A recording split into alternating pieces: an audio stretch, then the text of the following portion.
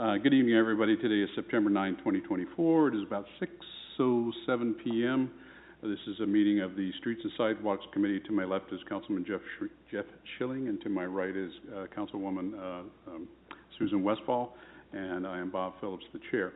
We're here this afternoon or early evening to listen to a recommendation coming from staff about authorizing the Public Safety Service Director to enter into a professional services agreement. We can understand your confusion, Mrs. Westfall. Yeah? Yeah, Mrs. Sneeze. Oh. Thank you. I gave you one job. I know, and I ignored it. Sorry. For the video record. We have a correction on the video. So. We are asking for authorization to enter into a design agreement with American Structure Point. This is related to the OPWC, Ohio Public Works Commission funded project for the construction of the roundabout at Adams Street, Riverside, and Staunton Road, in front of Community Park as well as Hobart Arena. We are asking for authorization at a cost not to exceed $175,000. It was budgeted at $140,000. However, when we went out to bid, Structure Point came out lowest and best among the other submittals, and unfortunately, with inflation, we are at $175,000. That cost was budgeted to be split among, I believe, 4 funds, and so we do believe we have the additional $35,000 available within those funds in the 2024 budget. It's important to note they will be doing the design. Should be completed in the spring. We're hopeful for spring of next year. And then construction hopefully in the summer of next year. Prior to that, there will be some public involvement opportunities just to show some of the layouts and the designs, concepts before we finalize the design. I don't believe that those meetings have been set or that meeting has been set yet, even tentatively. But once it is, then we will market that. Inviting everybody to be there with time, place, and date. We are not asking for emergency legislation.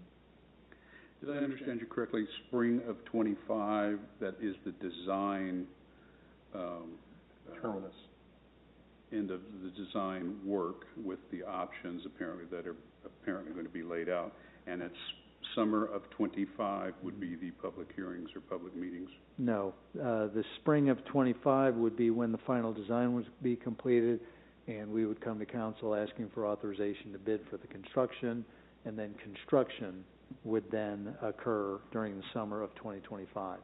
We would not have final design plans until we have feedback in the public meeting, so I anticipate that would be probably in the first part of 2025. Gotcha. Okay, I just misunderstood the timing on that. Sorry about that. And the roundabout design is the only design that they're looking at this point?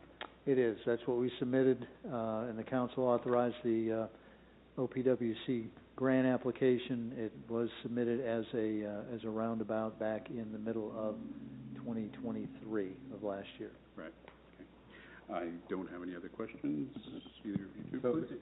Mr. Schilling. So we do the design, get that done in the spring, and then bid it out and start construction with the idea that we have, 90 days before schools, well, probably less than 90 days for school, taking into account the school traffic and that type of thing around.